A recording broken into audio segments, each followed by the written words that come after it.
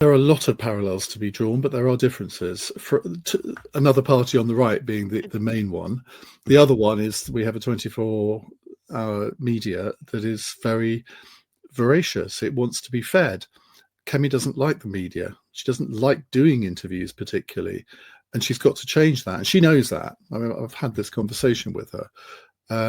She is learning the lessons from Thatcher's period. And when I was writing that chapter, literally every 100 or so words, I was thinking to myself, well, this is Kemi. I mean, this is what faces her.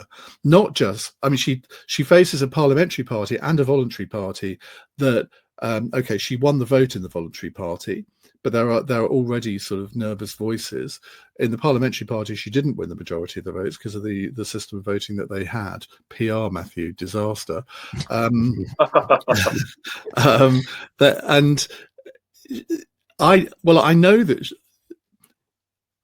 I mean, I don't know whether I should say this, but anyway, she and I sort of occasionally WhatsApp each other, and if I've got something that I think would be useful to, I'll tell her.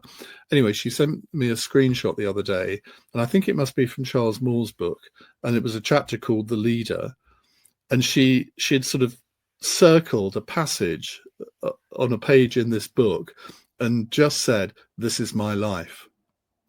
So I thought that was really interesting, that she's clearly genning up on what happened in the Thatcher period.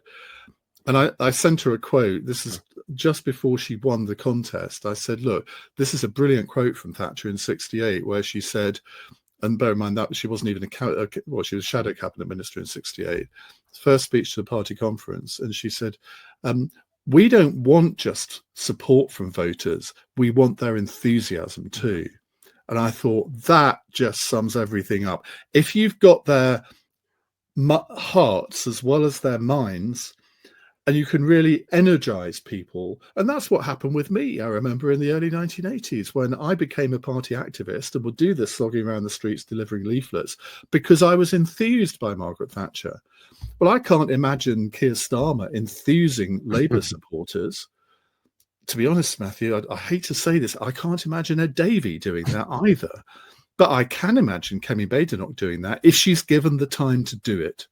And that's the key. If any Conservative thinks that getting rid of her and installing Robert Jenrick or James Cleverly or, dare I say it, Boris Johnson is going to be a magic solution to this, it absolutely is not.